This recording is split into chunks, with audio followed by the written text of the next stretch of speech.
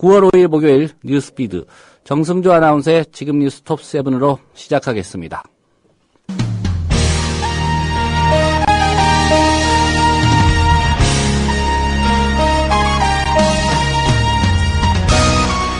지금 시각 뉴스톱 7입니다. 내란 음모 혐의를 받고 있는 통합진보당 이석기 의원에 대한 구속영장 실질심사가 오늘 수원지법에서 열렸습니다. 구속 여부는 오후 9시 전후에 결정될 것으로 보입니다. 한국소비자원이 발표한 2013 한국의 소비생활지표에 따르면 최근 1년간 우리나라 국민의 소비생활 만족 수준을 4점 만점으로 평가하면 평균 2.86점인 것으로 나타났습니다. 이달 말 예상되는 양육수당 미지급 사태를 피하려고 서울시가 결국 2천억 원의 빚을 내 재원을 마련하기로 했습니다. 박원순 서울시장은 오늘 기자회견을 열어 아이들의 해맑은 미래를 놓고 더는 중앙정부의 태도 변화를 기다릴 시간이 없다며 서울시가 지방채를 발행하겠다고 밝혔습니다. 안호영 주미 한국대사는 시리아 사태에서 한국 정부는 미국 정부의 입장을 지지한다고 밝혔습니다. 현대경제연구원은 오늘 보고서에서 최근 소비자 물가는 비교적 안정적인 흐름을 이어가고 있지만 역대 가장 긴 장마와 폭염, 예년보다 이른 추석 등으로 물가가 단기간에 불안해질 가능성이 있다고 주장했습니다. 서울시는 드림허브 프로젝트 금융투자 최대 주주인 코레일이 용산토지대금으로 받은 자산 유동화증권 1조 197억 원을 최종 상환함에 따라 이달 12일자로 51만 제곱미터에 이르는 용산국제업무지구의 지구지정 해제를 고시한다고 오늘 밝혔습니다. 지금 시각 뉴스톱 7이었습니다.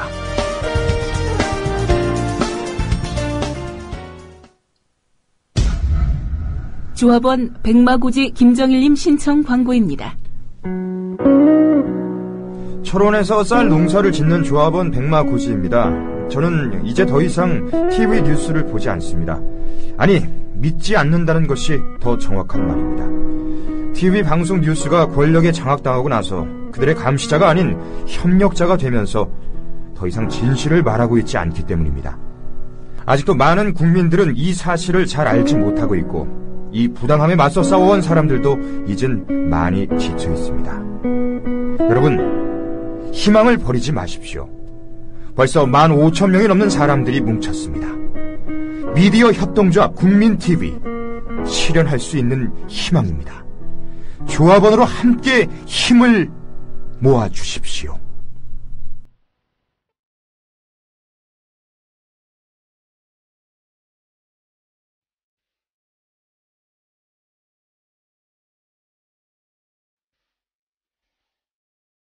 오늘 라면 앙케이트입니다.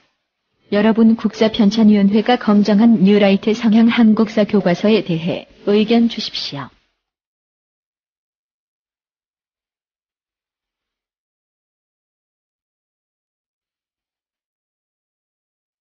네, 오늘의 경제입니다. 한국경제신문 임기훈 기자입니다. 임 기자님 안녕하십니까? 예, 안녕하십니까? 예, 오늘 첫 번째 소식 어떤 내용입니까?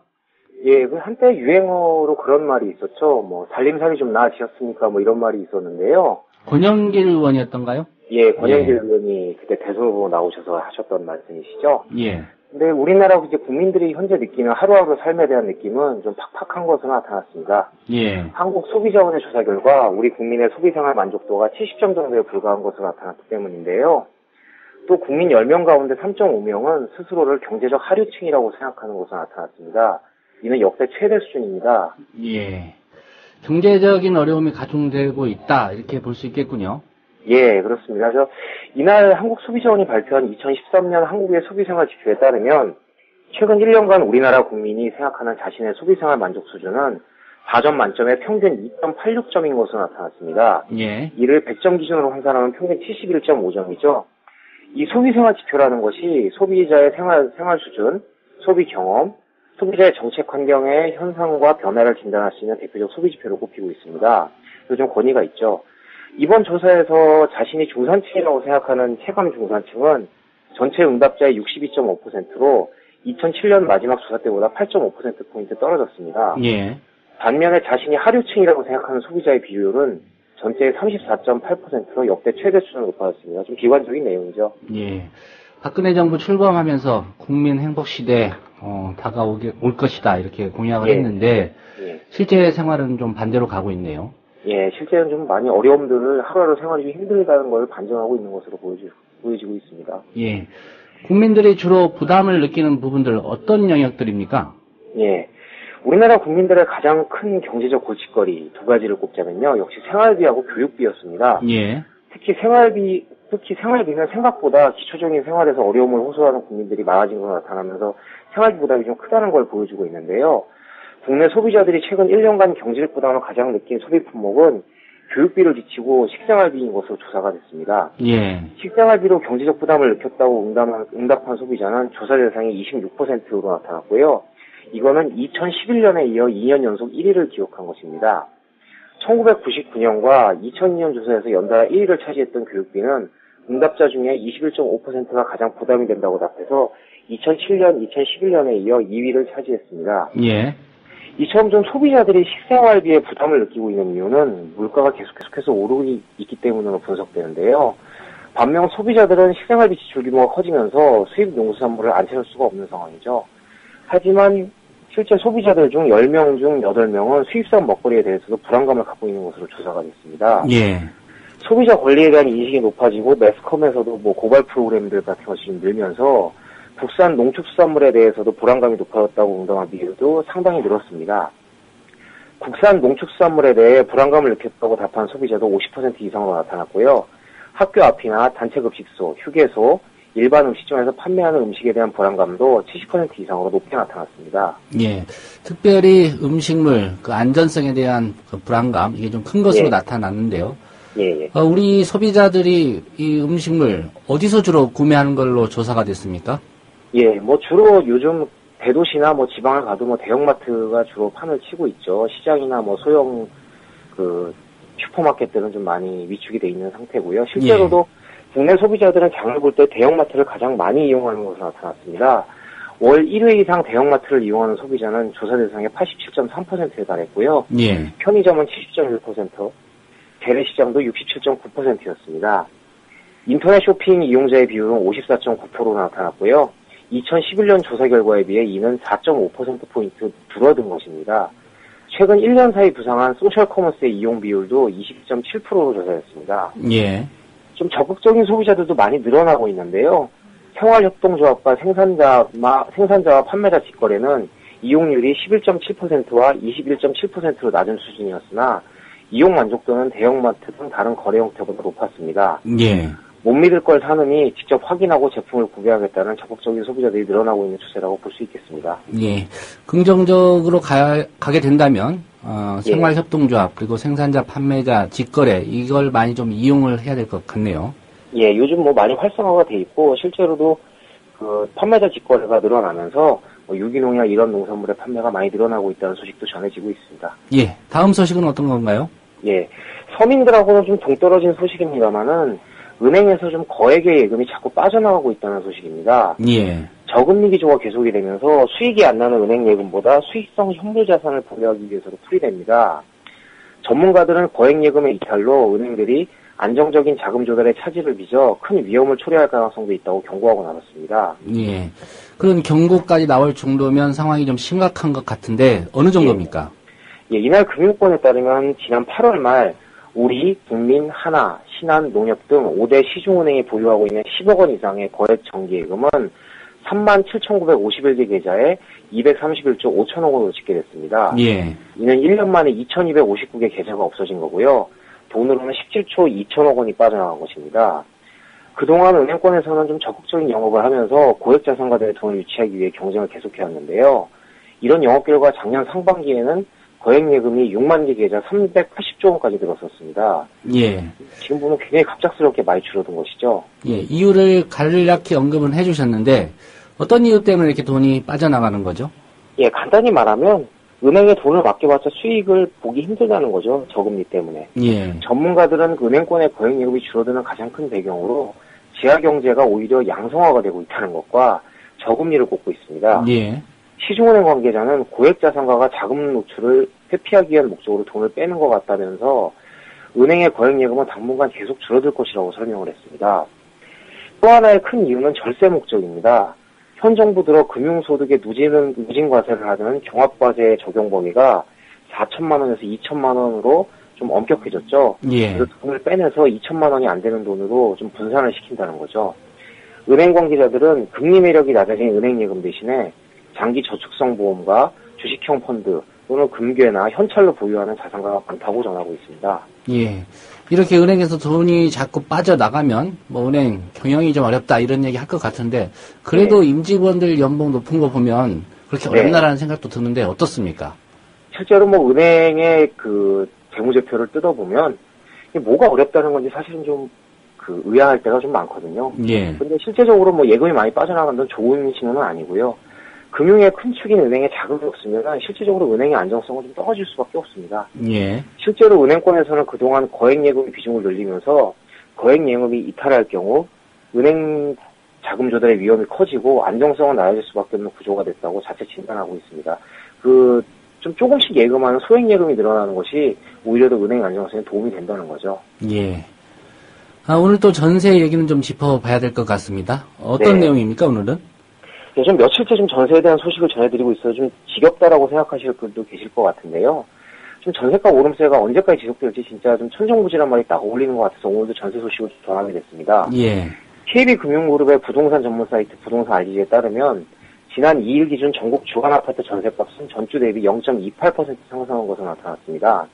이는 전월세 대책 발표 전인 8월 26일에 0.24% 상승폭을 뛰어넘는 겁니다. 예. 2011년 전세난의 막바지였던 10월 셋째 주에 나타났던 0.25%를 무려 96주 만에 뛰어넘는 기록입니다. 정부의 828 대책의 그 약발이 과연 있는 것인가라는 의심케 하는 지표가 아닐 수가 없습니다. 예. 대책이 나왔는데 그 전보다 더 상승률이 높다. 예. 이건 뭐 대책이라고 할 수 없을 것 같고요. 예. 96주라고 하면 근 2년인데 말이죠. 근 2년입니다. 예. 어느 지역 전세값이 그래도 좀 가파르게 오르는지, 뭐 소비자들, 뭐 전셋집 구하려는 사람들 입장에서 좀 관심이 있을 것 같은데요. 어딥니까? 예, 특히 뭐 예상하시다시피 서울, 인천, 경기 등 수도권 지역의 상승폭이 가장 높았습니다. 예. 수도권은 평균 일주일 만에 0.44% 전세값이 오른 것으로 나타났고요. 인천의 전세값 증가율은 2008년 9월 셋째 주 이후 252주 만에 최고 상승률을 보였습니다. 252주면 거의 5년이죠. 예. 서울과 경기 지역도 각각 99주 만에 최고치고 나타났습니다. 예. 뭐 일주일에 평균 0.44%다. 그러니까 별로 안 크게 생각할 수 있는데 이게 한 달이면 이제 한 1.7% 정도 되고요. 그렇죠. 뭐 1억 원짜리 전세가 한 200만 원 가까이 오른다는 얘기입니다. 한 달에. 예, 그렇죠. 예. 이렇게 보면은 이게 정말 낮은 수치가 아니다. 좀 느낌이 오실 것 같고요. 예. 매매값은 어떻습니까? 매매값은 실제로 수도권 지역 같은 경우는 지난주보다 0.05% 떨어진 것으로 나타났고요. 예. 전체적으로 큰 변동이 없는 것으로 나타났습니다. 실제 매매가 이렇게 변동이 없는 걸 보면 전세 수요만 늘고 매매는 거의 거래가 없다는 것으로 볼 수가 있고요. 예. KB국민은행의 분석에 따르면 수도권 아파트 전세 가격 상승이 좀 확대되는 원인으로는 이제 가을이 되면서 이사철 수요가 많이 늘었고 또 기존 임차인들이 재계약을 많이 하고 있다는 것으로 봤습니다. 그리고 또 은행 예금이 금리가 낮으니까 임대를 해주는 집주인들이 전세를 월세로 전환하면서 전세 물량이 좀 부족한 점 등을 꼽았습니다. 예. 전세값 대체적으로 봤을 때 뭐 시점이 문제겠습니다만은 한 몇 년간 어느 정도 올랐다 이런 통계 나와 있습니까? 예, 부동산 정보업체 부동산 114가 전국 아파트를 대상으로 평균 전세 재계약 인상분을 조사한 결과에 따르면 2009년부터 최근 5년간 전세 재계약을 하는데 평균 2,100만 원 정도가 더 필요하게 된 것으로 나타났습니다. 예. 평균적으로 전세값이 2,100만 원 올랐다는 거죠.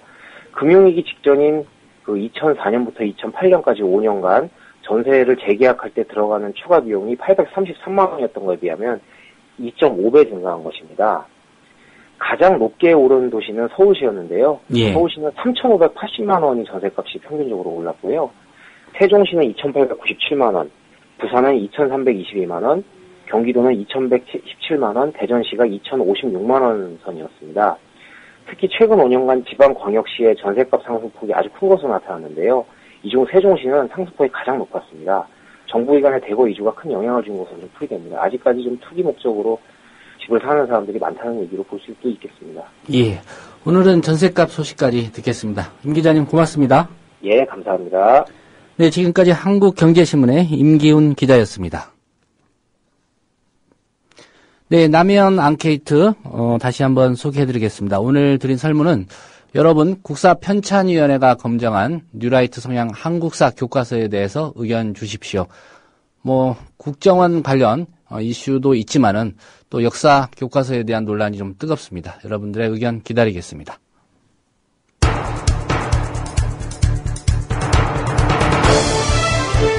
지금 여러분께서는 조상훈 기자가 진행하는 국민TV 라디오 시사 프로그램 조상훈의 뉴스피드와 함께하고 계십니다.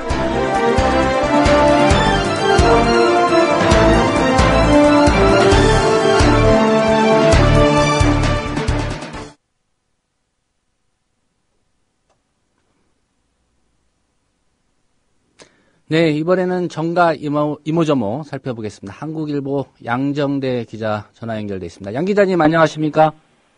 안녕하세요. 네. 예. 먼저 통합진보당 이석기 의원 영장 실질심사 오늘 이 얘기부터 네네. 해야 될 것 같습니다. 현재 예. 상황이 어떤가요? 네, 오늘 오전 11시쯤에 수원지방법원에서 이석기 의원에 대한 영장 실질심사가 시작됐습니다. 예. 현행법상으로는 24시간 이내에 결정을 하도록 돼 있는데요. 이에 따라서 영장 발부 여부 아마 오늘 밤 9시 전후가 될 거다. 이렇게들 많이들 얘기를 하고 있습니다. 예. 네, 이석기 의원은 오늘 영장 실질심사를 받으러 오는 과정에서 지지자들의 연호를 받았었고요. 이런 가운데 이번 내란 음모 사건은 완벽한 조작이다. 진실이 결국 승리할 거다. 이렇게 여전히 자신감을 내보였습니다. 예. 오늘 보통 그 영장 실질심사는 1시간 정도 진행되는 게 일반적인데요. 오늘 피의자 신문이 3시간 넘게 진행이 됐다고 합니다. 예. 그만큼 재판부에서도 이번 사건의 위중함 이런 것들에 대해서 좀 심사숙고하는 그런 모습을 보였다고 볼 수 있을 것 같습니다. 예. 통합진보당에서는 이정희 대표도 공동 변호인단에 참여하는 등 어쨌든 총력전을 펼치고 있는 상황인데요. 아직 확정적으로 얘기하기는 이르지만 영장 아마도 발부되지 않겠느냐 이런 대체적인 예상이 중론인 것 같습니다. 예. 영장이 발부되면 어쨌든 최대 30일까지 이석기 의원은 국정원에서 직접적인 조사를 받게 됩니다. 예. 이제 말씀하신 대로 영장이 발부되면 이신 구속된 네네. 상태에서 국정원하고 유치장이 되겠죠. 오가면서 네네. 조사를 받는다 이 말씀이죠. 네네. 예, 예. 그렇습니다. 아무래도 법원이 구속영장 발부할 때 네네. 법적 근거, 녹취록 이게 법적 근거가 있느냐, 많으냐, 없느냐 논란도 있습니다만은 네네. 이 부분을 좀 중요한 판단 근거로 생각하지 않을까요? 예, 그렇습니다. 이석기 의원을 포함해서 경기 동부연합 핵심 인사들의 언행에 대해서 사실 국민적인 비판이 굉장히 높은 상황인데요. 예. 실제로 이제 이들의 언행이 내란 음모에 해당하는지 그 여부는 어쨌든 법적인 법적으로는 좀 판단하는데 굉장히 좀 논쟁이 있을 것 같은데요. 어쨌든 국정원이 내놓은 3년 넘게 내사를 했다고 하면서도 지금 내놓은 증거, 사실 녹취록 이외에는 지금 다른 결정적인 증거가 나와 있지는 않은 상태 아닙니까? 예. 그러니까 법원에서도 어쨌든 이번에 영장 실질심사를 하는 과정 그리고 이후에 이제 어떤 증거가 추가로 나올지는 모르겠지만 이 법적인 이제 사법부의 판단에 맡겨지는 재판이 시작되는 과정에서는 어쨌든 이 녹취록이 핵심적인 증거로 채택될 수 있느냐 이것부터가 좀 쟁점이 될 수밖에 없을 것 같습니다. 예. 지금 통합진보당에서는 돈으로 통합진보당 당원을 매수했다 이렇게 지금 주장을 하고 있지 않습니까? 그랬었죠. 그리고 국정원은 자발적으로 협조한 거다 이렇게 얘기를 하고 있는데 이게 이제 돈으로 매수를 했다 그러면 사실은 이 매수당한 이 당원이 녹취한 이 녹취록이 과연 적법한 절차를 거친 거냐 이 자체가 논란이 될 수 있거든요. 예. 그러다 보니까 이제 증거 능력이 있는 거냐라는 이 법리 공방이 치열할 수밖에 없는데 다만 이제 이것이 본안 심의에 가서는 충분히 논쟁거리가 되겠지만 어쨌든 이석기 의원에 대한 영장 실질심사 이게 이제 인신 구속 여부를 가를 때에는 이 사안의 위중함 이런 것들을 감안을 했을 때는 아무래도 좀 증거 능력이 있는 쪽으로 좀 더 무게를 두지 않겠느냐 이런 게 대체적인 관측인 것 같습니다. 예, 영장 실질 심사 때는 좀 법원이 증거 능력을 인정할 가능성이 높고 또 네네. 실제 재판에 가서는 이제 따져봐야 된다 이런 말씀이시네요. 예. 요 사건과 관련된 또 이 판단과 관련된 얘기들은 잠시 후에 저희가 이광철 변호사 연결하기로 했는데요. 다시 한번 좀 짚어보도록 하겠고요. 네, 새누리당 오늘 이석기 의원 이 문제에 대해서 정치권 전체 책임론 제기하면서 사실상 뭐 민주당에 대해서 좀 화살을 보내고 있는 상황 아닙니까? 네, 그렇습니다. 오늘 새누리당 최경환 원내대표가 최고위원 회의에서 이런 얘기를 했습니다. 북한을 찬양하고 주체사상을 신봉하는 걸 넘어서 내란까지 도모하고자 했다는 혐의를 받고 있는 종북 세력이 민의의 전당에 버젓이 들어와서 입법권 행사하고 있다는 사실, 이게 국회도 깊은 자성과 무거운 책임감을 느껴야 한다. 그리고 사법부로 넘어갔으니 더 이상 정치권에서 왈가왈부하지 말고 차분히 수사 결과를 지켜보자 이렇게 얘기를 했는데요. 예. 딱 여기까지만 들으면 어쨌든 뭐 이석기 의원 사태가 사실상 정치권 전체의 책임이다. 그래서 책임을 통감한다 이런 얘기로 들리긴 합니다만, 근데 이제 이후에 이런 얘기를 했습니다. 어쨌든 종북 세력의 뿌리를 뽑아야 한다 이렇게 강조를 하면서 민주당의 원내 병행 투쟁을 양다리 정치다 이렇게 규정을 하면서 민주당의 정기국회 정상화를 촉구를 했는데요. 이 맥락까지 보면 어쨌든 이석기 의원 문제와 관련해서 이 기회에 민주당을 좀 대화보다는 압박을 통해서 좀 국회로 뭐 이제 정기국회 정상화라고 얘기를 할 수도 있겠습니다만은 그쪽으로 좀 상을 전개해 나가겠다, 몰아가겠다 이제 이런 뭐 좀 전략이 엿보인다 말씀드릴 수 있을 것 같습니다. 예, 뭐 야권이 인정하든 안 하든 간에 지금 전국 주도권은 어쨌든 새누리당에 있다고 보는 게 맞지 않습니까? 그렇습니다. 예. 오늘 윤상현 원내수석 부대표의 말은 방금 말씀하셨듯이 이미 이제 뭐 전국의 주도권을 우리가 쥐고 있다 이런 자신감이 좀 느껴지는 부분이기도 한데요. 윤상현 원내수석 부대표 이렇게 얘기를 했습니다. 정북 세력의 국회 진출을 도왔던 사람들은 현 시점에서 어떤 입장인지 그리고 어떤 소회를 갖고 있는지 국민 앞에 당당히 밝혀야 한다. 이렇게 얘기를 하면서 특히 이석기 의원이 피선거권을 회복할 당시에 민정수석이 바로 민주당 문재인 의원 아니냐. 민주당과 문재인 의원 모두가 직접적인 책임 당사자다라는 그런 뭐 톤의 얘기를 하기도 했습니다. 물론 이제 통합진보당을 향해서는 뭐 더욱더 공세를 강화하고 있는데요. 이석기 의원에 대해서는 제명안 제출을 지금 당론으로 추진할지 뭐 적극적으로 검토를 하고 있는 것 같고요. 또 김재현, 김미 의원에 대해서 수사를 촉구하는 한편 자격심사안을 별도로 지금 발의하는 방안까지 검토를 하고 있습니다. 예. 최경환 원내대표는 뭐 이렇게 얘기하고 또 다른 의원들은 또 달리 얘기하고 뭐가 맞는지 좀 새누리당 입장 좀 판단이 안 서는데요. 민주당 입장도 나왔을 것 같은데요. 어떤 입장입니까? 아무래도 어제 그 민주당이 공개적으로 당론을 결정하지 않았습니까? 이게 이제 이석기 의원과 관련한 이 문제에 대해서는 다소 부담이 좀 있더라도 어쨌든 이번 기회는 좀 털어야 되겠다는 생각 하나, 그리고 더 이상 시간을 지체했다가는 뭐 이 종북 뭐 혹은 뭐 색깔 좀 심하게 얘기하면 색깔론 이런 부분에서 자유롭기 힘들겠다라는 그런 좀 정치적인 판단을 했다고 봐야 될 것 같은데요.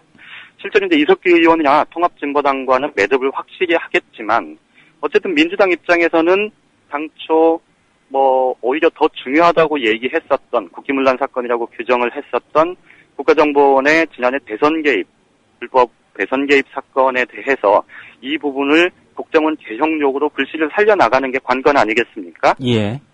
그래서 이제 오늘 전병훈 원내대표가 이런 얘기를 했습니다. 국정원과 새누리당이 이번 공안 사건을 신종 메카시즘 광풍으로 몰아가려고 하는 조짐과 의구심이 있다. 이렇게 지적을 했고요. 그러면서 어제 이석기 의원 체포동의안 찬성 당론에 대해서 이런 부가 설명도 했습니다. 새누리당의 공안 정국을 획책하려는 정쟁 유도 발언, 그리고 대통령의 대화 거부, 이런 초유의 야당 압박 공작에도 불구하고 어쨌든 우리는 자유민주주의를 지키고 국민의 뜻을 받드는 것이 최우선이라는 판단으로 일사불란하게 당의 입장을 신속하게 정하고 밝혔다. 이렇게 얘기를 했는데요. 어쨌든 말씀하셨던 대로 지금 전반적으로는 야권 전체가 수세에 있는 건 분명해 보이는데 예. 그 과정에서도 어쨌든 국정원 개혁 요구를 통해서 좀 돌파구를 만들겠다. 이런 의지는 분명해 보입니다. 뭐 이번 주말이죠. 민주당이 이제 대전으로 내려가겠다 이렇게 밝히고 있는데 네네. 과연 그 여론을 다시 국정원 개혁이나 대선 개혁 규탄 이쪽으로 돌릴 수가 있을지 이제 관건이 될 것 같고요. 예, 그렇습니다. 예, 새누리당, 민주당 입장이 이렇다라고 보면 당분간 네. 정기국회 정상화 이건 어렵다고 봐야 되겠죠? 그렇습니다. 일단 새누리당 입장에서는 어떻든 이제 정기국회 의사일정 협의를 통해서 정상화를 해야 될 필요성은 굉장히 큽니다.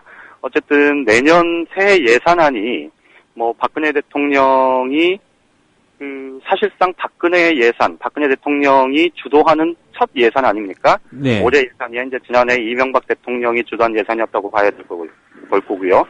그 다음에 지금 뭐 새누리당에서 60개 정도 지금 정기국회 우선 처리해야 할 법안을 선정을 하기도 했는데 지금과 같이 여야 대치정국이 계속될 경우에 어쨌든 예산안 심의도 그렇고 법안 처리도 그렇고 차질을 빚을 수밖에 없고 이거는 결국 뭐 야권도 여론의 따가운 시선을 받게 되겠지만 결과적으로 보면 뭐 국정의 한 축인 집권 여당의 부담이 훨씬 클 수밖에 없을 거죠. 그렇죠. 그런데 이제 그 문제를 어떻게 풀 거냐 이게 이제 새누리당의 고민일 텐데 지금 청와대의 강경한 입장 그리고 또 이석기 의원 사태를 인한 전반적인 좀 분위기 이런 것들을 감안을 했을 때 새누리당은 앞서 말씀드렸듯이 뭐 현재 상황에서는 대화보다는 오히려 좀 압박을 통해서 야권을 좀 국회에 등원해서 시키려는 그런 전략을 쓰고 있는 것 같습니다. 예. 오늘 최경환 원내대표가 도대체 뭐 야당에서 계속 영수회담 얘기하는데 박근혜 대통령이 또 야당의 상대는 박근혜 대통령이 아니고 여당 아니냐. 그리고 또 국정원 대선 개입 의혹과 관련해서 박 대통령의 사과를 요구하는 것에 대해서 도대체 박 대통령이 뭘 잘못했길래 사과해야 되는 거냐. 이런 얘기를 했는데요. 예. 이런 좀 강경한 입장, 오히려 뭐 이전보다 훨씬 강경해진 입장을 내비치는 건 지금의 전반적인 전국의 흐름으로 볼 때는 좀 이렇게 나가서 뭐 견인하겠다. 이런 의지가 강해 보입니다. 그런데 이제 민주당 입장에서 보면 이렇게 상황이 돌아가는데 응할 리가 난무하겠죠. 예. 뭐 국정원 개혁 문제든 여야 영수회담 문제 등 어느 것 하나 지금 시원하게 해결된 게 없는 상황에서 뭐 만약에 회군을 결정한다면 사실상 뭐 지지층한테서도 외면받을 수밖에 없다는 그런 위기감이 커질 수밖에 없고요. 예. 민주당의 선택지가 굉장히 좁긴 하지만 민주당으로서는 뭐 어쨌든 최소한 국정원 개혁 요구에 대한 좀 국회 차원의 논의, 약속 이런 부분이라도 얻어내야 할 필요성이 굉장히 큽니다. 양쪽의 접점이 뭐 현재로서는 뭐 크게 보이지 않기 때문에 당분간은 정기국회 공전이 불가피하지 않느냐. 특히 이제 추석 연휴가 뭐 보름 앞으로 다가왔는데요. 그 일정까지 감안을 하면 어쨌든 추석 연휴 전에 정상화되기는 쉽지 않을 거다. 이런 예상이 많은 것 같습니다. 예. 끝으로 10월 재보선, 뭐 이게 지금 논의되는 게 시기적으로 뭐 다가왔으니까 말을 할 수밖에 없는데요. 예. 과연 이런 논의 지금 시국에 가능하냐 이런 의견도 있을 것 같습니다. 그래도 좀 네. 움직임은 본격화되고 있는 것 같습니다. 예, 그렇습니다. 10월 30일 날 재보선이 치러질 예정인데요. 뭐 2달도 지금 남지 않은 상황인데 여야 각 정당의 움직임은 어쨌든 본격화되기 시작했습니다. 새누리당은 오늘 홍문종 사무총장을 공천심사위원장으로 하는 공직후보자 추천위원회를 구성했고요. 또 민주당은 이미 재보궐선거 예비후보 등록 심사위는 구성을 했는데 아마 다음 주쯤에 공천심사위원회를 구성할 것 같습니다. 예. 현재 이제 10월 재보선이 확정된 곳은 경북 포항, 남, 울릉 그리고 경기 화성갑 두 곳이고요. 지금 2심까지 해당 지역구 의원이 당선 무효형을 받은 곳이 수도권 5곳 포함해서 모두 9곳이 있습니다. 예. 최대 9까지는 이번 재보선이 치러질 거다 이런 전망들이 많은데요. 당초에는 이번 재보선이 매년 지방선거가 사실상 뭐 박근혜 정부에 대한 중간평가 성격일 거고 그에 앞서 치러지는 전초전의 성격이다. 이런 얘기들이 많았고요. 또 또 안철수 의원의 정치 세력화 이것이 어느 정도까지 가능할지 가늠자가 될 거다 이런 얘기를 했었는데요. 예. 이번 이석기 의원 사태가 터지면서 전반적으로 지금 모든 정치 현안들이 사실 벽에 묻히고 있는 상황 아닙니까? 이번 재보선도 앞으로 국정원이나 검찰 수사가 더 진행돼야 하고 또 수사가 일찍 마무리되더라도 재판까지 가는 그런 일정들을 감안을 하면 아마도 다음 달 말에 치러질 재보선은 아마도 이석기 의원 사태, 이번 내란 음모 의혹 사건이 결정적인 변수가 될 수밖에 없고 그 점에서 보자면 재보선은 보통 여당의 무덤이다 이런 얘기가 많은데 예. 야당한테 결코 유리한 지형은 아닐 거다 이렇게 예상이 가능할 것 같습니다. 예. 이석기 의원 관련 사건이 이제 재보선까지도 좀 영향을 미칠 가능성이 높아졌군요. 예, 그렇습니다. 오늘 소식 고맙습니다. 예, 감사합니다. 네, 정다 소식 한국일보 양정재 기자와 함께 알아봤습니다. 조합원 백마고지님 신청 광고입니다. 철원에서 쌀농사를 짓는 조합원 백마고지입니다. 화산지대 철원에서 생산한 추석 선물로 최고인 쌀. 직접 생산한 2013년산 철원 5대 쌀을 20kg 기준 63,000원의 저렴한 가격으로 예약 판매합니다. 전화나 문자 주세요. 010-9523-5400입니다. 드시고 맛없으면 100% 환불해드립니다. 약속드립니다. 택배비는 무료입니다. 철원 5대 쌀을 20kg 기준 63,000원에 예약 판매합니다. 주문 전화 010-9523-5400.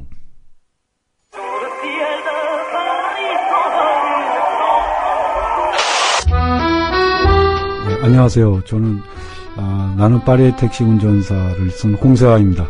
잘 아시는 바와 같이 지금 신문도 그렇고 방송도 그렇고 사익 추구 집단에 의해서 지배당하고 있는 이런 상황에 국민들 스스로가 방송을 만들어서 그것은 결국 이 민주주의 실현에 있어서 가장 중요한 그 길 중에 하나라고 생각합니다. 저도 국민TV에 이 협동조합 조합원으로 가입했습니다. 저랑 같이 이 국민TV 조합원이 되었으면 하는 그런 바람으로 이 말씀 드립니다.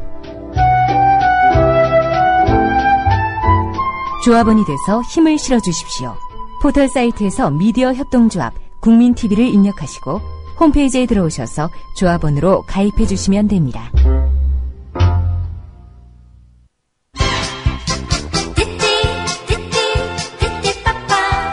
국민TV 라디오 승용차 안에서도 들으실 수 있습니다. 최근 나온 차량의 경우 블루투스를 이용하십시오. 그렇지 않은 경우에는 카팩을 구입해 설치하시기 바랍니다. 이동 중에도 카오디오로 청취하실 수 있습니다. 데이터 무제한 서비스를 이용하시면 분량에 관계없이 만나실 수 있습니다. 자세한 문의는 국민TV 라디오 게시판을 이용하세요. 자기 아이폰 줘봐. 좋은 거 깔아줄게. 어이 김씨, 갤럭시 S 내놔. 이거 내내 켜놓고 다녀봐. 좋아. 국민TV 라디오 스마트폰 앱을 깔아주세요. 혼자 듣기 아까운 방송 모두에게 골고루 듣게 해주세요. 아이폰은 앱스토어에서, 나머지 안드로이드 폰은 구글 플레이에 접속하셔서 팟빵을 입력하시고 팟빵 앱을 다운받으세요. 국민TV 라디오가 언제 어디서나 깨끗하게 들립니다. 어때? 좋지? 이게 진국이요.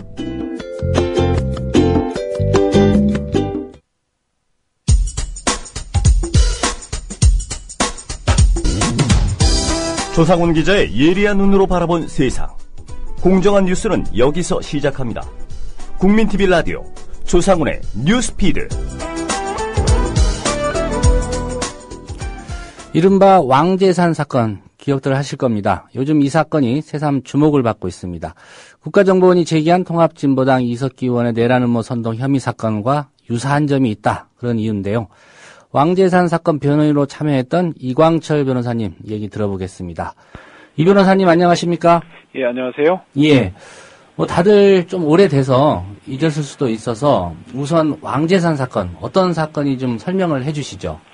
네, 왕재산 사건은 저는 2011년 7월 초순경에 국정원에 의해서 발표되었던 사건이고요. 예. 사건의 내용은 1993년경에 과거 80년대 이른바 주사파 운동을 했던 사람들이 조직을 만들어가지고 뭐 그 조직을 대표한 사람이 북한에 가서 김일성을 만나서 접견 교실을 받고 거기서 지령을 받아서 대한민국에 와가지고 뭐 대한민국의 왕재산이라는 반국가단체, 그러니까 국가 변란을 목적으로 한 그런 단체를 결성해서 서울과 인천 지역에서 지역 조직까지 만들었다가 적발되었다고 발표된 그런 사건이었습니다. 예. 최근 이 사건 사법부의 최종 판단이 있었던 걸로 알고 있는데요. 예. 어떤 식으로 판단이 됐죠? 네, 지난 작년 2월경이었던 것 같은데요. 그때 1심 판결에서 반국가단체는 증거가 없어서 무죄가 선고되었고, 예. 기타 그 밖에 뭐 국가 기밀을 수집해서 전달했다는 혐의, 그리고 죄송합니다. 중국 베이징과 일본 도쿄에서 북한 공작원과 만났다는 혐의, 그리고 이적 표현물을 소지했다는 혐의 등에 대해서는 유죄가 선고되어서 총책으로 지목된 분은 1심에서 징역 9년, 그리고 지역 서울과 인천의 조직책으로 지목된 분은 징역 7년, 그리고 연락책으로 선정됐던 분은 징역 5년, 그리고 홍보책이라고 그래가지고 그분은 징역 2년의 집행유예 4년인가를 받아가지고요. 예. 다 항소를 했고, 항소심에서는 거의 대부분 1심 판단이 유지되어가지고 다만 형만 그 총칙으로 지목된 분은 7년으로, 그리고 지역 조직책으로 지목된 분은 7년에서 5년으로, 그리고 그 연락책으로 지목된 분은 5년에서 3년으로 감형됐고요. 2년씩 줄었네요. 네, 예. 그렇습니다. 그리고 상고를 해서 상고심은 항소심과 같은 취지로 해서 검찰과 변호인단의 항소를 모두 기각해서 확정되었습니다. 예. 이제 공안당국이나 법조계에서는 이 왕재산 사건과 이석기원 사건 좀 공통점이 많은 것으로 보인다, 이런 얘기가 있는데 실제로 좀 그렇습니까? 뭐 글쎄요, 제가 보기에는 뭐 어떤 유사점이 있는지는 모르겠습니다. 일단 발표된 것만 가지고 유사점을 본다면 예. 아마 최근에 저도 이제 언론 보도를 통해서 두 사건의 유사점에 대해서 말씀을 하는 걸 보면은 그 이번에는 뭐 해와 전신전화국과 뭐 분당에 무슨 뭐를 뭐 타격으로 하고 뭐 이런 얘기들이 나왔잖아요. 예. 아마도 왕재산 사건 가운데서 그 이제 그 국정원이 수집했다고 하는 그 증거들 가운데서 출처불명의 문건을 보면 그런 게 있습니다. 뭐 결정적 시기에 뭐 시청, 인천시청, 뭐 방송국, 그 다음에 공장, 하나공장, 뭐 그 다음에 인천항, 뭐 군대, 그러니까 17사단, 그 인천에 주둔해 있는 17사단이요. 예. 그 다음에 공병대, 뭐 구공수 특수여단, 경찰서, 파출소 등 주요 기관 및 기관시설을 타격하기 위해서 뭐 대상 목표로 임무를 부여했다. 뭐 이런 부분이 있어요. 이것도 뭐 결국은 증거로 인정되지 않았고요. 예. 네, 그래서 아마 이런 부분들을 가지고 유사점이라고 하는 것 같고, 하나만 덧붙이면 아마 이제 왕재산은 어쨌든 대한민국을 전복하고 뭐 북한식 사회주의 국가를 건설하기 위한 뭐 그런 조직이라고 발표를 했는데, 이번 이석기 사태에 있어서도 이른바 RO라고 하는 그 조직이 아마 그런 유사한 성격이라고 국정원이 발표를 했기 때문에 두 사안 자체가 유사하다, 이렇게 보시는 것 같습니다. 예. 뭐 이른바 국정원 몰카의 증거 능력, 여기에 대해서도 좀 논란이 있는 것 같습니다. 왕재산 사건 때도 유사한 어떤 그 몰카, 이런 얘기가 좀 있었는데요. 예. 당시에는 어땠습니까? 그 왕재산 사건에서 이제 이른바 몰래카메라 이런 부분들이 문제가 되었던 거는 그 중국에서 이른바 접선하는 장면들을 찍었다고는 이제 사진과 영상들이 많이 제출이 되었었어요. 예. 그래서 저희들은 이제 근데 그 장면들 자체에 대해서 우리 대법원은 소위 말하는 이제 그 몰래 찍은 사진 같은 것들에 대해서 이제 증거 능력을 인정하는 요건들을 규정해두고 그 판시해두고 있거든요. 예. 뭐 그때 아니면 증거를 수집할 수 없다는 뭐 긴급성, 그리고 그 장면이 꼭 증거로서 필요하다는 필요성, 뭐 그다음에 다른 뭐 그 법익 침해 부분과 비교했을 때 뭐 저 증거를 수집해줄 필요성이 월등히 많을 것, 뭐 이런 식의 요건들을 설치하고 있어서 그때 당시에 중국에서 찍었던 그런 이른바 몰카 이런 영상이나 사진들은 이제 증거 능력이 다 인정이 됐고요. 예. 그거하고 이번에 지금 문제가 되고 있는 그 국정원 몰카라든지 이런 부분들은 근본적으로 좀 성격이 다른 게, 왕자산 사건 때는 국정원 요원이 그거를 찍었다고 했거든요. 예. 뭐 그리고 거기에 뭐 어떤 다른 민간인이 개입했다는 부분들은 전혀 이제 변호인단도 주장한 바가 없는데, 이번에 이석기 사건에 있어서 뭐 예를 들어서 녹음이라든지 몰카라고 하는 부분에 있어서 증거 능력에서 가장 큰 쟁점은 몰래 찍거나 몰래 녹음한 것도 문제가 되지만, 예. 그거를 과연 그 국정원이 매수한 혹은 국정원의 발표대로 가면 조력자라고 하는 그 사람이 그걸 찍은 것이 과연 헌법과 형사소송법이 얘기하고 있는 적법한 수사 방식이냐, 이 부분이 사실 가장 큰 쟁점인 거고요. 예. 그러니까 이른바 프락치에 의해서 국가기관에서 회유 매수된 사람이 그렇게 몰래 잠입해가지고 수사를 하는 것은 국가가 비윤리적인 방법을 동원해가지고 수사를 하는 것이지 않습니까? 예. 마치 직접 비교는 불가능합니다만 마치 피의자에 대해서 고문을 통해서 자백을 얻어내거나 이런 것들이 금지되어 있는 것처럼, 그리고 그것이 금지되어 있는 이유가 인간의 존엄성을 그것이 부정하는 수사 방법이기 때문에 그것이 금지되어 있는 것처럼, 국가기관이라고 해서 수사를 함에 있어서 그러한 지켜야 될 선이 있는 건데, 프락치를 매수해가지고 그런 식으로 증거를 수집하는 것은 그러한 선을 넘었다고 보는 거거든요. 예. 그런 것이기 때문에 이번에 국정원 몰카 내지 몰래 녹음, 프락치를 통한 몰카 내지 몰래 녹음은 제 개인적인 입장입니다만 증거 능력이 인정될 수 없다고 저는 생각을 합니다. 예. 그 이석기 의원 사건 공동 변호인단 어제 기자회견 갔고요. 말씀하신 대로 그 공동 변호인단도 그런 입장이었습니다. 녹취록, 증거 능력이나 또 더 나가서 RO 실체가 없기 때문에 무죄를 확신한다, 이런 입장 밝혔는데요. 예. 법률가로서 보시기에 어떻게 생각하십니까? 일단 방금 전에 이제 말씀드렸던 그 프락치를 동원한 녹음이라든지 영상 촬영 부분은 방금 전에 말씀드렸듯이 증거 능력이 인정될 수 없다고 보고요. 예. 문제는 그것을 빼고, 그 증거 능력이 인정될 수 없는 증거를 빼고 나머지 이 내란 음모라든지 내란 선동이라든지 이런 부분에 증거가 이제 무엇이 있는지는 차후에 봐야겠습니다. 그런데 일단 지금 현재 수사 단계에서 변호인들이 열람해서 볼 수 있는 증거라고 하는 것들은 매우 제한적인 것이거든요. 예. 그리고 직접 열람이 가능한 것도 아니고, 그래서 나중에 이 부분은 기소가 되어서 과연 검찰이 어떤 증거를 내놓는지를 봐야 아마 된다라는 점을 먼저 좀 말씀을 드리고요. 근데 이제 그런 점을 차치하고라도 현재 지금 국정원이 거의 중계방송식으로 수사를 하고 있고, 수입된 증거들이 이런 일부 특정 언론들을 통해서 찔끔찔끔 다 유포되면서 단독 타이틀 달고 나오고 있지 않습니까? 그렇죠. 이제 이런 부분들의 문제점은 따로 지적을 하겠습니다만은, 이런 것들 증거들을 종합해 보더라도 국정원이 이 녹취록 말고는 이 내란 음모 예비를 입증할 만한 증거는 별도로 없는 것이 아닌가 하는 강한 좀 의구심이 듭니다. 현 단계에서는 예, 맞습니다. 그렇습니다. 그래서 그런 점들을 종합해 본다면 기소 후에 이제 증거들을 종합적으로 봐야겠지만, 그런 단서를 말씀드리면서 아마 내란죄는 유죄를 받기는 좀 어려울 것이다 하는 그런 추측이 생각이 좀 듭니다. 예. 그 증거 수집 과정에 대해서 한 가지 좀 구체적인 질문을 드리겠는데요. 예. 네, 영장을 발부받아서 실시한 감청으로 수집한 증거에 대해서도 이 효력에 대한 좀 논란이 있는 것 같습니다. 네. 왜 그런지 관련 법을 좀 설명을 해주시죠. 네. 예. 이제 지금 이른바 감청이라고 하는 것들은 이제 유선 전화를 감청하거나, 그리고 인터넷 회선 감청을 하거나요. 예. 그리고 우편물을 개봉해서 열어볼 수 있는 것을 이제 통칭해가지고, 그러니까 유무선, 인터넷 유선 전화를 이제 하는 것은 이제 감청이라고 하고, 우편물 개봉 같은 것들도 가능한 것이 이제 통신비밀보호법에다 규정이 되어 있습니다. 예.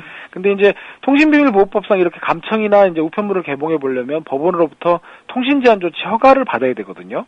근데 그 허가는 2개월 단위로 받습니다. 쉽게 말하면 좀 영장을 받아야 된다는 그렇죠. 말씀인가요? 영장과 유사한 걸로 보시면 됩니다. 예. 그래서 이제 법원의 허가를 받아가지고 이렇게 이제 유무선을 감청하거나 우편물을 열어볼 수 있는데, 과거 통신비밀보호법은 그렇게 한번 허가를 받고 나면 2개월 뒤에 그거를 연장할 수 있도록, 법원의 연장 허가를 받을 수 있도록 그렇게 규정을 해뒀는데요. 예. 연장의 횟수라든가 연장을 그 연장된 기간을 다 합산한 기간, 이런 부분들에 대한 규정이 전혀 없다 보니까 실무상으로 한 번 허가가 나면 연장이 되게 형식적으로 이루어지는 거예요. 그래서 과거에 범민련 이런 사건에서 나타난 바에 의하면 그것이 최장 6년 동안이라 이렇게 연장을 통해서 그 사람의 모든 정보들을, 유무선상의 이런 정보들을 다 들여다보고 이랬던 일들이 밝혀졌고, 예. 그것은 수사의 목적이라든가 필요성보다도 월등히 개인의 어떤 그 사생활을 침해하는 부분이 너무 큰 것 아니냐, 이렇게 해가지고 그 연장 부분이 헌법재판소에서 사실 위헌이죠. 사실 헌법불합치 결정을 받았습니다. 그래서 제가 들어보니까 최근에는 이제 통신제한 조치를 재신청해가지고 이렇게 받는다고는 하는데 예. 이 영장을 발부하다 실시한 감청도 증거 능력에 문제가 있다고 하는 것들은 바로 이런 부분들을 말씀을 드리는 거예요. 그래서 당시에 헌법불합치 결정의 취지가 이렇게 연장이라든지 이런 것들에 대한 횟수라든지 총 기간들을 정하지 않음으로써 너무 장기간 동안 수사의 필요라는 이유로 개인의 통신의 자유라든지 사생활의 비밀이 침해되기 때문에 그 부분이 헌법불합치 위헌이라고 헌법재판소가 판시를 했으므로 예. 설사 그런 취지에 비춰본다면 이번에 영장을 발부해서 실시한 감청이라고 해도 바로 그런 헌법재판소의 결정 취지에 비춰보면 위헌적인 증거 수집이 아니냐 하는 부분에 있어서 변호인들이 아마 문제를 제기하고 있는 것으로 그렇게 알고 있습니다. 예. 앞서 좀 말씀을 하셨는데요. 이번 사건의 경우에 녹취록 등 국정원이 수집한 증거라는 것들이 언론을 통해서 좀 유난히 많이 좀 광범위하게 공표가 됐습니다. 이 부분 문제 없습니까? 문제가 많습니다. 이 부분은 특히 수사기관과 언론기관들이 굉장히 유념을 해야 되는 부분인데 예. 이 알 권리라는 미명하에 거의 모든 사건들이 법원의 재판이 되기도 전에 여론에 의해서 이미 유무죄가 다 단정적으로 다 판단이 되어버리는 정말 법치국가의 근간을 흔들 수 있는 굉장히 위험한 작태들이거든요. 예. 지금까지 대형 공안 사건뿐만 아니라 국민들의 이목이 집중되는 사건에 있어서 거의 매번 되풀이되어 왔는데 이번에는 더욱더 심한 게 국정원이 아예 자기들의 과오를 덮고자 아예 작정하고 지금 거의 정치적인 플레이를 하고 있는 것 같다는 느낌이 들 정도로 굉장히 우려스러운 대목입니다. 예. 이 부분은 사실은 현행법상 피해사실 공표라고 하는 형법 규정에도 어긋나는 부분이고요. 국민의 알 권리는 물론 중요하지만 그것들이 분명히 피의자의 무죄 추정의 원칙이라든지 그리고 사법부가 최종적으로 판단한다든지 하는 그런 사법부의 고유한 헌법상의 그런 권한 자체를 침해하지 않는 범위 내에서 그리고 그것들이 조화를 이루어가는 범위 내에서 국민의 알 권리도 충족이 돼야 되는데 이번 것 같은 경우는 아예 작정하고 그냥 국정원이 이 조중동을 중심으로 한 특정 매체에 이렇게 찔끔찔끔 흘리면서 단독으로 이렇게 나오고 있기 때문에 예. 사실은 더군다나 지금 내란죄 증거도 부족한 판에 그런 식으로 해서 이미 여론에 의해서 재판을 끝내버리는 그래서 당사자들은 제대로 된 항변도 못하고 설령 나중에 법원에서 무죄 판단이 나오더라도 전혀 쓸모가 없게 되는 그런 일이 벌어지는 거거든요. 예. 옛날에 왕재산 사건도 그랬습니다. 결국은 왕재산 사건에서 가장 핵심은 반과단체 결성이었는데 결국 그 가장 중요한 왕재산 사건은 무죄가 나왔단 말입니다. 근데 이미 그때 당시에도 국정원이 북치고 장구치고 해가지고 왕재산 사건에서 민주당에도 침투하고 시민사회 침투하고 월미도 어쩌고저쩌고 하면서 아까 말씀드렸던 그 인천 지역의 주요시설 타격한다 이런 내용들이 이미 언론을 통해서 다 전달이 되어버리니까 나중에 피고인들이 반과단체 결성의 점에서 무죄를 받았다 한들 지금도 왕재산 치면 반과단체 이렇게 나오고 이번에도 이 사건 유사하다고 하면서 반과단체 결성 했던 왕재산 이런 식으로 다 소개가 되는 거 아닙니까? 예. 결국은 이거는 당사자의 무죄 추정이라고 하는 헌법상의 원칙과 사법권의 독립 그리고 그런 유무죄 판단에 대한 사법부의 최종적인 권한을 정말 심대하게 훼손하는 것이기 때문에 정말 이 검찰, 국정원, 경찰 그리고 특히 언론이 특별히 유념해서 자제해야 될 대목이라고 저는 생각을 하고요. 피해사실 공표의 점도 엄격하게 법을 적용해서 이런 부분들에 있어서 형사적으로라도 좀 제어해야 된다 이런 생각을 갖고 있습니다. 예. 끝으로 한 가지만 더 여쭤보겠습니다. 통상적으로 이런 공안 사건 경우에 최종 판결까지 좀 시간이 대략 얼마나 걸립니까? 지금 이게 구속 사건이기 때문에요. 통상적으로 구속 사건 같은 경우에는 지금 현재 실정법에 의하면 지금 앞서 세 분 같은 경우는 이미 구속이 돼 있고 이석기 의원 같은 경우는 오늘 구속 여부가 결정 나지 않습니까? 예. 형사소송법상 지금 이게 국정원 단계에서 열흘 그리고 검찰 단계에서 20일까지 지금 수사를 해서 기소를 할 수 있도록 돼 있기 때문에 앞으로 한 달 정도 물론 연장 여부가 가능하긴 합니다만은 예. 한 달 정도의 기소 여부가 결정 날 거고요. 기소를 하겠죠. 이 사안이 기소 안 하고 넘어갈 사안은 아니고 기소를 하고 1심 6개월, 항소심 6개월 그리고 대법원 같은 경우 4개월로 일단 법에 규정이 돼 있습니다. 예. 근데 이제 왕재산 사건만 해도 대형 공안 사건이었기 때문에 사실 6개월 안에 못했고 6개월 안에 못하게 되는 특별한 사정이 있을 때 또 연장이 가능하고요. 그래서 왕기산 사건을 예로 들면 2011년 7월 달에 체포가 되어가지고 2013년 8월 달에 7월인가요? 7월 말인가? 예. 거의 2년이 대법원 확정시까지 시간이 걸렸거든요. 예. 아마 이 사건도 이 정도는 걸리지 않을까 그렇게 좀 생각이 됩니다. 예. 아직도 지켜봐야 될 시간이 꽤나 길군요. 네, 그렇습니다. 네, 오늘 말씀 고맙습니다. 네, 수고하십시오. 네, 지금까지 이광철 변호사였습니다. 2010년 4월 19일 한나라당 조전혁 의원이 자신의 홈페이지를 통해 전국 21만 7천여 명에 이르는 교원들의 소속 단체명을 모두 공개했습니다. 그러나 이보다 앞서 법원은 공개하지 말라고 결정했는데 이에 대해서 조전혁 전 의원 공표 여부는 헌법기관인 국회의원이 자율적으로 결정할 사항입니다. 그로부터 일주일 후 네, 전교조 교사들의 명단을 공개한 한나라당 조전혁 의원에게 명단 공개를 중지하라는 법원의 결정이 나왔습니다. 이미 명단 공개 금지 가처분 결정이 있었음에도 이를 위반하고 있기 때문에 그 의무 이행을 강제하기 위하여 의무 위반이 계속되는 날마다 일정 금전을 지급하도록 함이 상당하다는 취지의 결정입니다. 이에 대해 조 의원은 법원의 결정을 납득할 수 없다며 강하게 반발했습니다. 법원이 국회의원의 직무를 침해하는 월권을 행사했다며 강제금도 내지 않고 명단도 계속 공개하겠다고 맞섰습니다. 법원 이 결정이나 판결의 내용이 문제가 아니고요. 그 판결권 자체가 지금 없다는 게 제 입장입니다. 그러나 새누리당 의원들의 가장 약한 고리는 돈. 조전혁은 패기를 드는데 전교조 소속 교원 명단을 자신의 홈페이지에 게재해 논란을 빚은 한나라당 조전혁 의원이 명단을 내리기로 결정했습니다. 내일 자정을 택한 이유는 그만큼이 제가 경제적으로 책임질 수 있는 이행 강제금의 한계이기 때문입니다. 제 아내의 마음고생도 큽니다. IMF 때 빚 보증 문제로 대학에서의 봉급을 차압당해 고생을 한 아내를 더 이상 공포감에 시달리게 하는 것은 국회의원을 떠나서 지아비의 도리가 아니라는 생각을 했습니다.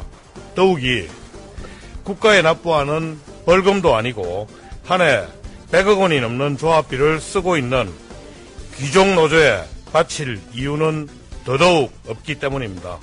전교조에 대한 비아냥은 여기에 그치지 않고 전교조 교사 명단을 공개했다가 개주와 압류 처분을 당한 한나라당 조전혁 의원이 오늘 전교조에 찾아가 강제이행금 일부를 직접 냈습니다. 그런데 그 강제이행금 내가 드려야 될 거 아닙니까? 내가 드린다고 그랬었거든요.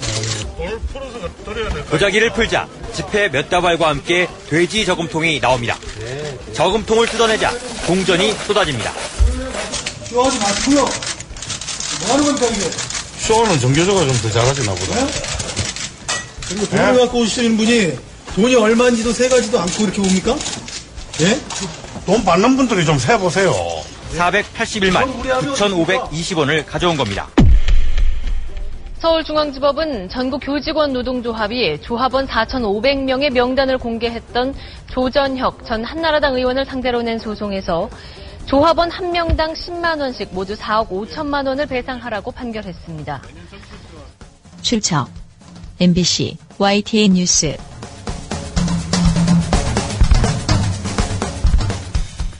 네, 마지막으로 라면 앙케이트 소개해드리겠습니다. 오늘 드리는 설문은 여러분 국사편찬위원회가 검증한 뉴라이트 성향 한국사 교과서에 대해 의견 주십시오 라고 설문을 드렸는데요. 네, 많은 분들이 의견 주셨습니다. 소개해드립니다. 김반장님, 역사 검증도 제대로 되지 않은 역사 교과서가 출판이 되는 것은 역사 교과서가 아닌 그냥 삼류 잡지라고 생각됩니다. 그럼에도 뉴라이트 계열의 학자들이 국사편찬위원회라는 이름을 걸고 검증을 승인하였습니다. 이는 100년 전 일제가 조선의 식민교육을 강요하였듯 우리 대한민국의 민족성을 없애기 위한 제2의 식민교육의 전초라고 생각이 듭니다. 교학사 역사 교과서를 공개하고 문제가 밝혀지면 검정 승인을 취소해야 합니다. 이렇게 의견 주셨고요. 네, 이광철 변호사 인터뷰 중에 다른 의견 주신 분도 있네요. 조중동 언젠가 문 닫을 것이다. 이런 의견 나민주님이 주셨고요. 홍유리님 의견입니다. 박 대통령이 G20에서 아베를 만나지 않겠다고 했다는 기사에 모 포털의 댓글은 박 대통령의 외교력을 칭찬하며 일본에 강경하게 대응해야 한다고 하는데, 댓글 다신 분들, 친일 미화 일색 교과서를 통과시킨 박근혜 정부에 대해서는 어떻게 생각하시는지요? 라고 의견 주셨고요. 민주당의 영수회담도 다시 거절했던데 대통령님이 야당을 아베보다 더 멀리하는 건 어떤 맥락의 외교력일까요? 이런 의견 주셨습니다. 토로스님 의견입니다. 그럼 말도 안 되는 교과서 검정을 통과시킨 국사편찬위원회가 문제죠. 교과서 검정 공개 과정이 필요합니다. 비밀리에 전개된다는 게 말이 됩니까? 무슨 수능 출제도 아니고, 이렇게 의견 주셨고요. 유로파님 의견입니다. 라면 류라이트의 역사교과서는 제가 보기엔 숫골과 보수 대형 개신교회들을 대변하는 너무나 편향적인 교과서지요.